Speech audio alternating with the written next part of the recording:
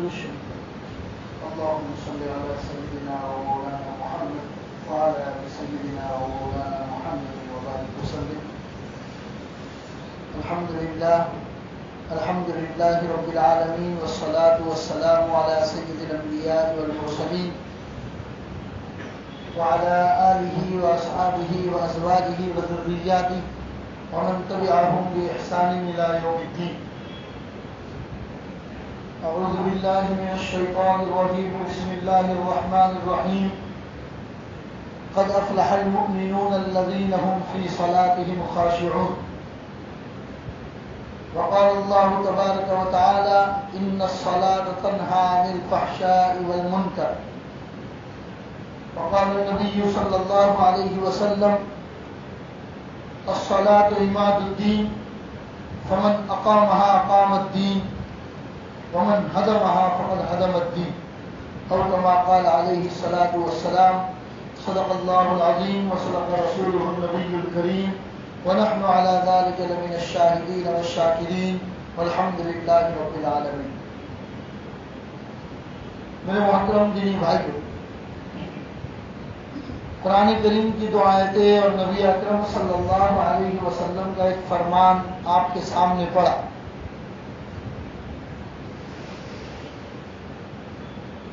قرآن کریم کی جو آیت پڑھی وہ 18ویں پارے کی آیت ہے.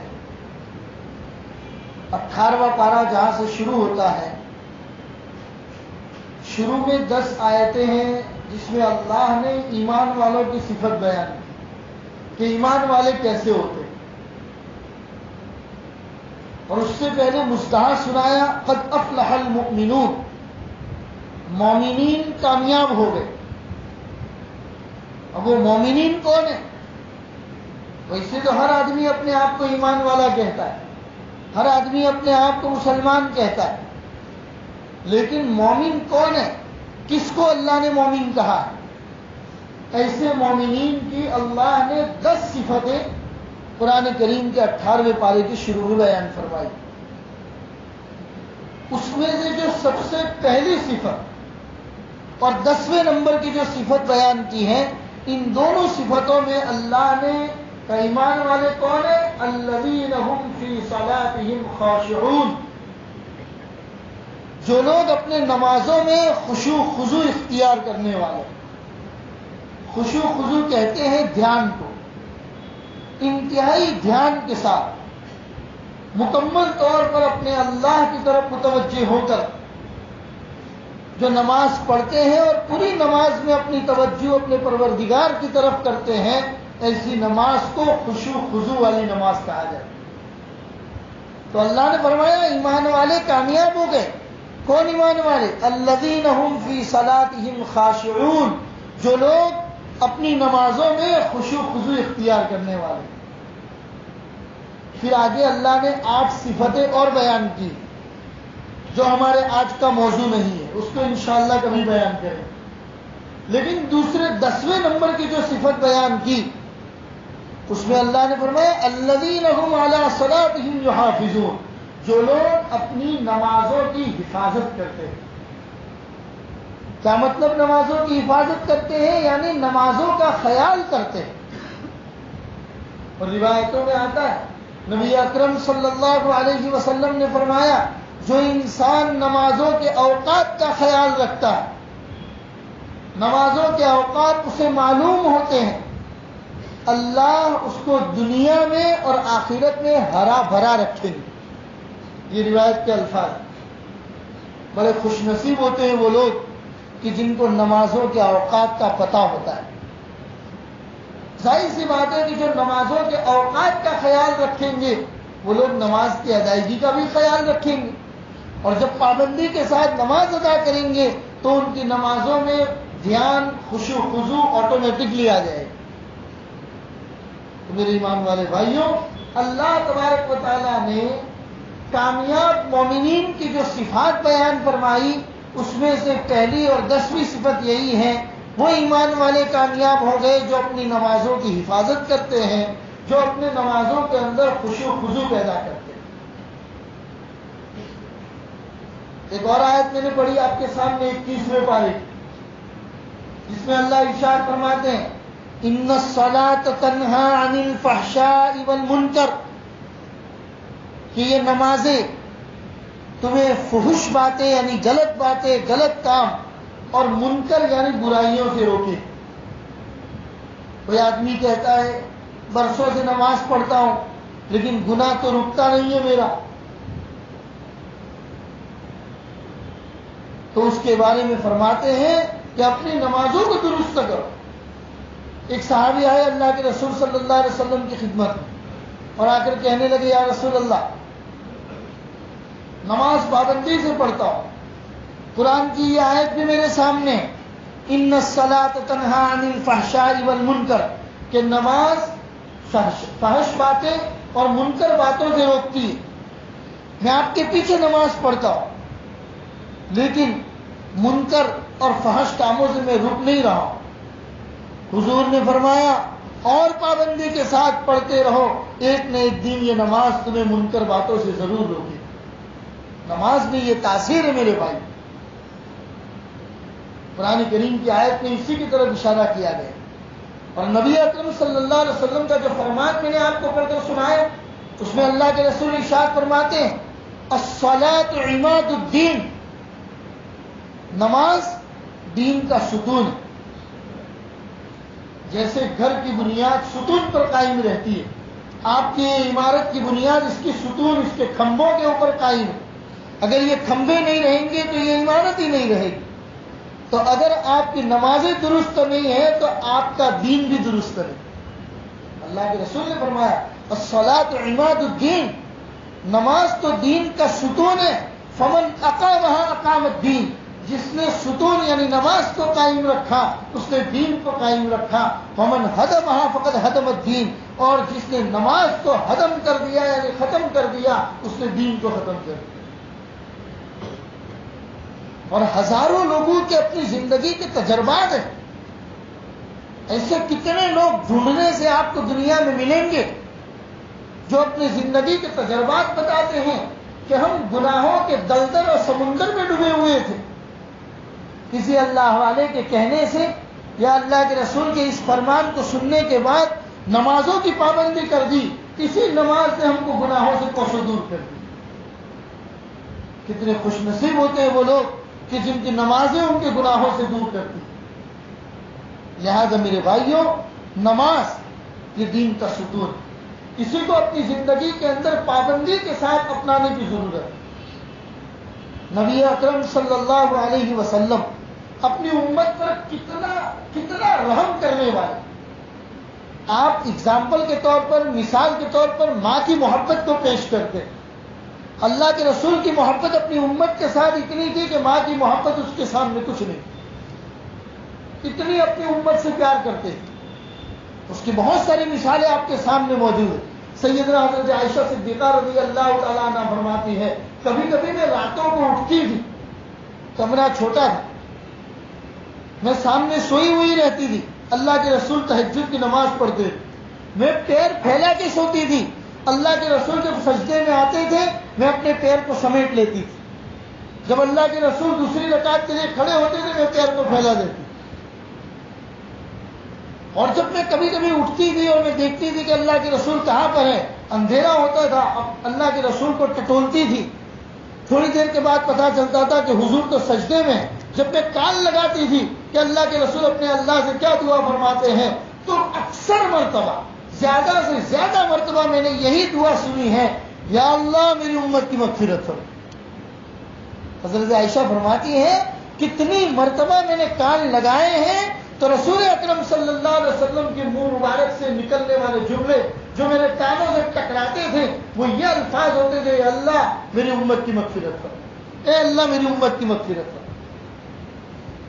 روایتوں میں یہاں تک ہے اللہ نے اپنے ہر نبی کو، جتنے نبی دنیا میں تشریف لائے ہیں، ہر نبی کو اللہ نے ایک مقبول دعا عطا فرمائی کہ جب بھی آپ کو ضرورت پڑے آپ یہ دعا مانگ لینا، ہم اس دعا کو اسی وقت آن دا اسپاٹ اسی وقت قبول کر دی جائے گی آپ کی دعا۔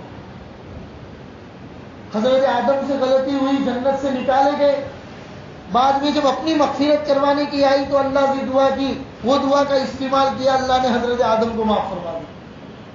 حضرت نوح کو اللہ نے منع فرمایا تھا، جو نافرمان ہے ان کی سفارش مت کرنا، پھر بھی باپ باپ ہوتا ہے۔ بیٹے کنعان کو جب ڈوبتا ہوا دیکھا تو بیٹے کے لیے سفارش کی، اللہ نے پکڑ کی کہ نوح ہم نے منع کیا تھا کہ کسی کی سفارش مت کرنا، آپ نے سفارش کیوں کی؟ وہ دعا جو اللہ نے دی تھی اسپیئر ویل کے طور پر رکھی تھی، اس دعا کو استعمال کر کے اپنی مغفرت کروا لی۔ صحابہ نے پوچھا یا رسول اللہ نے آپ کو بھی تو ایسی دعا عطا فرمائی ہوگی؟ حضور نے فرمایا جی میرے پاس بھی وہ دعا ہے، میرے اوپر بھی دنیا میں حالات بہت آئے، 13 سال مکہ المکرمہ کی زندگی، 1 منٹ 1 سیکنڈ مکہ کے قریش نے مجھے چین سے جینے نہیں دیا، اتنا مجھے ستایا، لیکن میں نے اس دعا کا استعمال کبھی بھی نہیں کیا۔ کہا حضور آپ یہ دعا کب استعمال کریں گے؟ کہا ہاں میں نے اس دعا کو اسپیئر کے طور پر رکھا ہوا ہے اپنے پاس، کل قیامت کا منظر ہوگا، نفسا نفسی کا عالم ہوگا، یوم یفر المرء من اخیہ وامہ وابیہ وصاحبتہ وبنیہ لکل امرئ منہم یومئذ شأن یغنیہ۔ اللہ نے فرمایا باپ بیٹے سے بھاگے گا، ماں اپنے اولاد سے بھاگے گی، ہر آدمی نفسا نفسی کے عالم میں ہوگا، ہر آدمی اپنے گناہوں کے مطابق پسینے میں شرابور ہوگا، ہر آدمی یہ چاہے گا کہ اللہ تعالیٰ جلدی سے جلدی حساب کتاب شروع کرے۔ اس وقت تمام لوگ جمع ہو کے حضرت آدم کے پاس جائیں گے کہ اللہ سے سفارش کرو کہ حساب کتاب شروع ہو جائے۔ حضرت آدم فرمائیں گے کہ مجھ میں ہمت نہیں، میں کیا منہ لے کے اللہ کے پاس جاؤں۔ تمام نبیوں کے پاس جائیں گے، باری باری جب رسول اکرم صلی اللہ علیہ وسلم کے پاس جائیں گے تو اللہ کے رسول فرمائیں گے کہ جی ہاں یہ میرا حق ہے اور میں آج اپنا حق کا استعمال کر کے اپنے اللہ سے دعا کروں گا۔ اور فرماتے ہیں روایتوں میں آتا ہے اللہ کے رسول سجدے میں چلے جائیں گے اور ایسے ایسے الفاظ ایسے سینٹینس یوز کر کے اللہ کی ایسی تعریف کریں گے کہ آج تک آسمان اور زمین میں اللہ کی ایسی تعریف نہیں سنی ہوگی۔ سجدے میں جا کے اللہ کی ایسی تعریف کریں گے، پھر اللہ فرمائیں گے یا محمد ارفع راسک، اے محمد اپنا سر اٹھا لیجئے، مانگیے آپ کیا مانگتے ہیں ہم دینے کے لیے تیار ہیں۔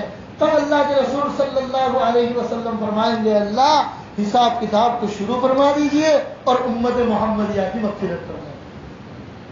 اس دعا کو اللہ کے رسول اس وقت استعمال کریں گے اور وہ بھی کس کے لیے؟ میرے اور آپ کے لیے کہ اللہ میری امت کی مغفرت فرمائے۔ اتنا پیار کرنے والا نبی نماز کے بارے میں کیا فرماتے؟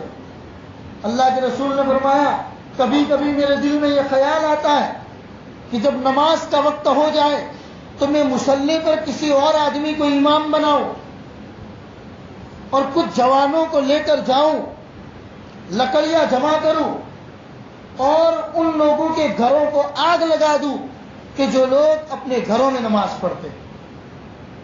اتنی بڑی بات ہے میرے بھائیوں، روایت اس سے پہلے بھی آپ نے سنی ہوگی لیکن لگتا ہے ہوش کی کانوں سے نہیں سنی۔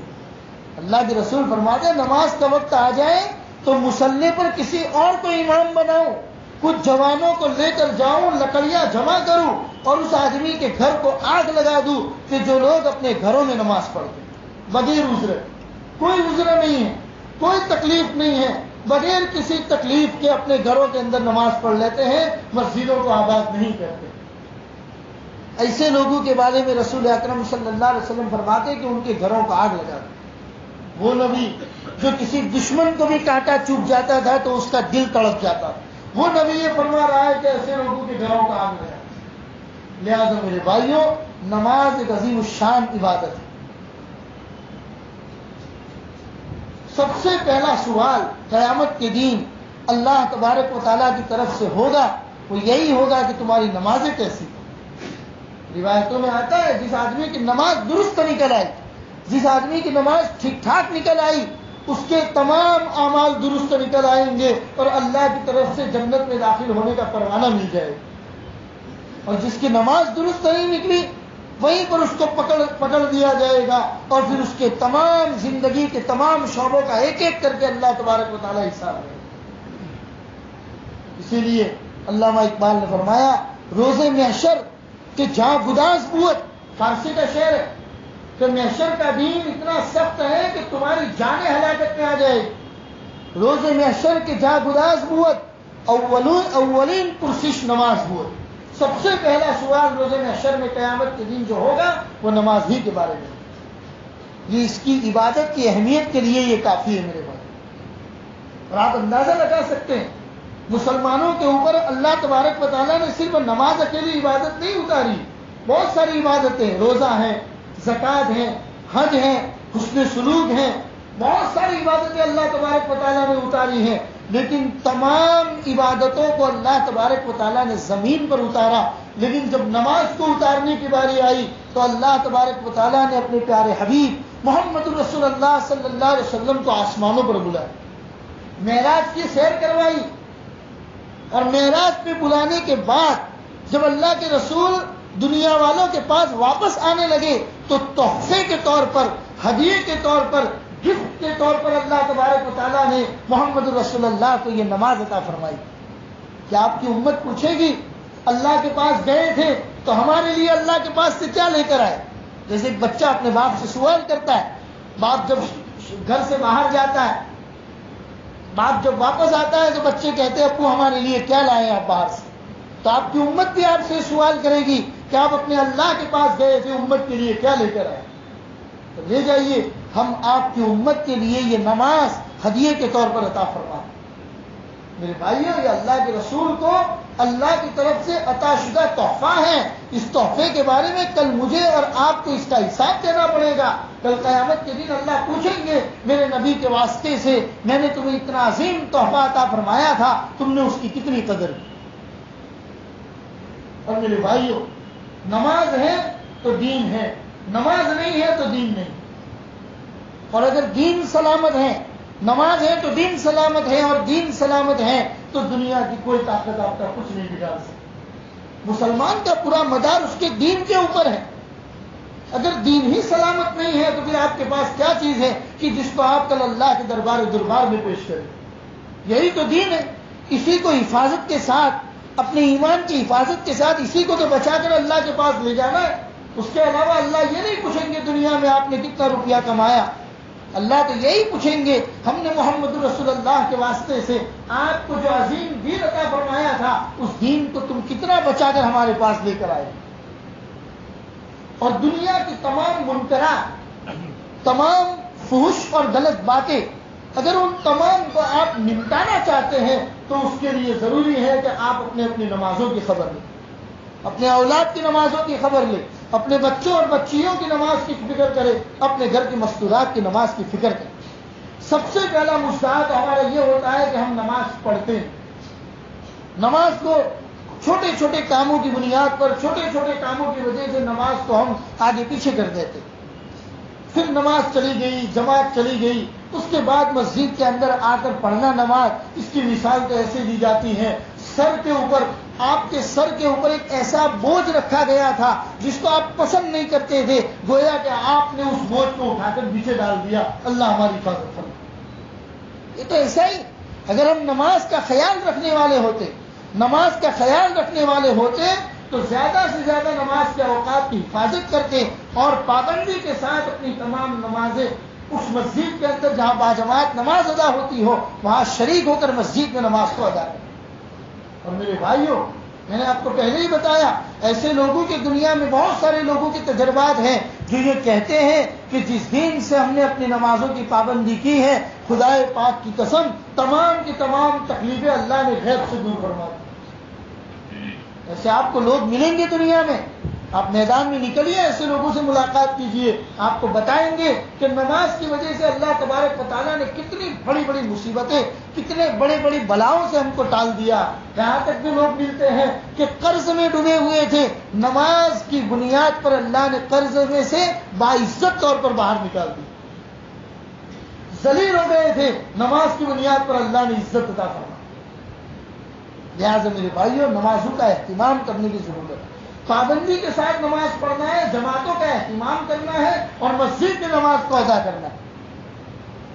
دوسرے نمبر پر آتا ہے کہ جو نماز ہم ادا کریں وہ سیکھے تو صحیح.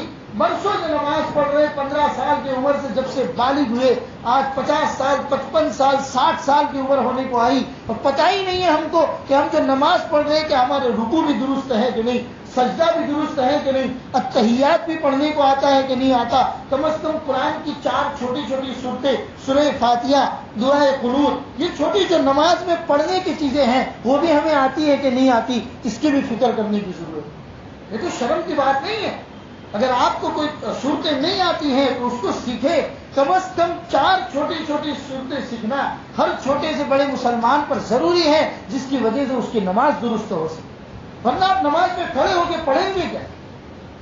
اسی لیے 4 چھوٹی چھوٹی، کم از کم 4 چھوٹی چھوٹی صورتوں کا تو یاد ہونا ہر مسلمان کے لیے ضروری ہے۔ پھر نماز کو درست کرے کہ بھئی ہم ہاتھ اٹھاتے ہیں تو کیسے اٹھاتے ہیں، پھر جب قیام میں کھڑے رہتے ہیں تو ہاتھ باندھتے کیسے، پتہ ہی نہیں، ہمارے بھائی لوگ ایسے ہی کھڑے ہو جاتے ہیں، کوئی کیسے کھڑے ہو جاتا ہے، کس کا ہاتھ کیسے ہوتا ہے، حالانکہ اس کا سنت طریقہ نبی اکرم صلی اللہ علیہ وسلم کی نماز، جو صحابی سب سے زیادہ اللہ کے رسول کی نماز لوگوں کے سامنے بیان کرتے تھے، اس صحابی کا نام تھا حضرت جابر رضی اللہ تعالیٰ۔ بڑے بڑے صحابہ جو حضور کے ساتھ رہتے تھے وہ بھی حضرت جابر کے پاس جا کر کہتے تھے ہمیں بتائیے اللہ کے رسول رکوع کیسے کرتے تھے، اللہ کے رسول سجدہ کیسے کرتے تھے، اللہ کے رسول ہاتھ کیسے باندھتے تھے، اللہ کے رسول اپنے پیر کیسے رکھتے تھے، اور حضرت جابر تمام صحابہ کو نماز بتاتے تھے۔ لہذا میرے بھائی، جب قیام کے اندر آپ کھڑے ہو تو آپ کی یہ جو چھنگلیاں ہے اور انگوٹھا، ان دونوں سے گرا بنائے، گول گرا بنائے، اور اس کے ذریعے اپنے ہاتھ کو پکڑے، اور یہ جو 3 انگلیاں ہیں اس کو کلائی کے اوپر رکھے۔ یہی نماز قیام میں ہاتھ باندھنے کا طریقہ ہے۔ اور ہاتھ رکھنے کہاں پر ہے تو کہ ناک کے نیچے والے حصے پر۔ یہاں جو ہاتھ رکھتے ہیں وہ عورتوں کے لیے، مردوں کے لیے نہیں، کیونکہ عورتوں کا پورا بدن سطر ہے، عورتوں کا پورا بدن سطر ہے، اس لیے آپ کو مردوں اور عورتوں کی نماز میں ہلکا سا ڈفرنس نظر آئے گا۔ کیوں؟ عورتوں کی چھاتی سطر ہے، اس لیے اللہ تبارک و تعالیٰ نے فرمایا کہ عورتیں نماز یعنی قیام کی حالت میں اپنے دونوں ہاتھ اپنے سینے کے اوپر رکھیں گی تاکہ جتنا ہو سکے ان کا سطر چھپ جائے۔ سجدہ دیکھیے عورتوں کا، مردوں کا سجدہ کیسے ہے کہ ہمیں دونوں پیر کھڑے رکھ کے اپنی شرین کو پیروں پر رکھنا ہے، لیکن عورتوں کو ایسا نہیں کہا۔ عورتوں کو کہا کہ ان کو اپنے دونوں پیر داہنی طرف رائٹ سائڈ میں باہر نکال دینا ہے اور پوری شرین کو زمین پر رکھ دینا ہے۔ کیوں؟ تاکہ عورت کا پورا جسم زمین میں دب جائے اور پورا اس کا بدن چھپا ہوا رہے، اس کا سطر چھپا ہوا رہے۔ تو یہاں ہاتھ باندھنا یہ عورتوں کا طریقہ ہے، مردوں کا نہیں ہے۔ مردوں کو اپنا ہاتھ ناک کے نیچے باندھنا ہے۔ پھر اس کے بعد رکوع اتنا سیدھا کرو کہ آپ کی پیٹھ اور آپ کا سر یہ برابر ہو جائے۔ پھر گھٹن کو رکوع کے اندر آپ کے جو دونوں ہاتھ ہیں اس کو جب گھٹن سے پکڑو تو پورے انگلیاں پھیلا کر ہاتھ کو پکڑو۔ ہم لوگ الٹا کرتے ہیں، آپ کبھی کبھی اس بات کو مارک کیجئے، جو لوگ نماز پڑھتے ہیں پورا الٹا کرتے ہیں، رکوع کے اندر انگلیاں ملا دیتے ہیں، سجدے میں انگلیاں پھیلا دیتے ہیں، حالانکہ سجدے کے اندر انگلیاں ملا کر رکھنی ہے اور رکوع کے اندر انگلیاں پھیلا کر رکھنی ہے، ہم لوگ اس کا پورا الٹا کر لیتے ہیں۔ پھر التحیات کے اندر بائیں پیر کو بچھا کر شرین اس کے اوپر رکھنی ہے اور دائیں پیر کو کھڑا کرنا ہے۔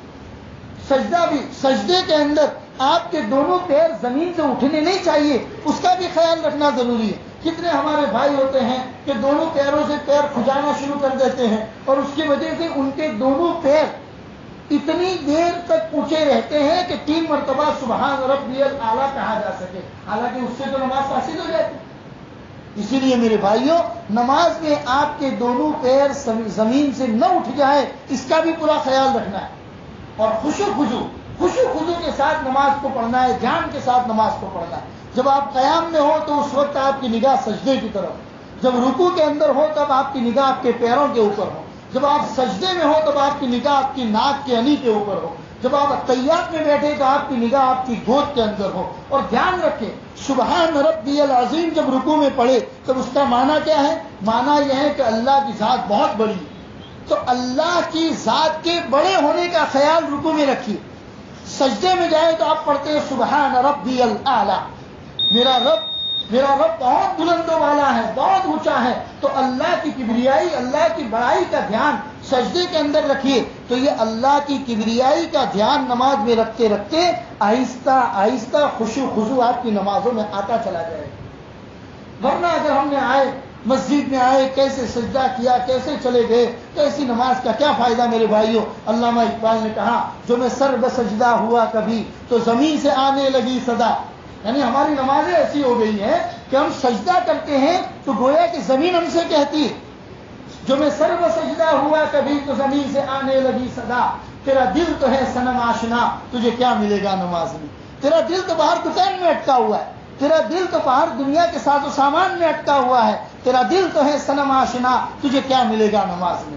لہٰذا میرے بھائیوں اپنی نمازوں کو درست کرے، اور خدا پاک کی قسم اللہ کا وعدہ ہے، محمد رسول اللہ کے فرامین کے واسطے سے اللہ کے رسول کا فرمان ہے کہ اگر آپ اپنی نمازوں کو درست کر لیں گے، اگر آپ اپنی نمازوں کو درست کر دیں گے تو دنیا کی جتنی بھی مصیبتیں ہیں اللہ کا وعدہ ہے کہ میں اس کو غیب سے دور کر دوں گا۔ اور ہمیں اپنے اللہ کے وعدوں پر یقین، اللہ کے وعدوں پر یقین کرتے ہوئے ہمیں اپنی نمازوں کو درست کرنے کی ضرورت ہے۔ اللہ تبارک و تعالی ہمیں صحیح طریقے سے، جیسے نبی اکرم صلی اللہ علیہ وسلم نے فرمایا صلو کما رأیتمونی اصلی، تم لوگ ایسے نماز پڑھو جیسا کہ مجھے نماز پڑھتے ہوئے دیکھتے۔ یہ اللہ کے رسول نے فرمایا صلو کما رأیتمونی اصلی، تم لوگ ایسے نماز پڑھو جیسے مجھے نماز پڑھتا ہوا دیکھتے ہو۔ اللہ ہم سب کو رسول اکرم صلی اللہ علیہ وسلم جیسی نماز پڑھنے کی توفیق نصیب فرمائے۔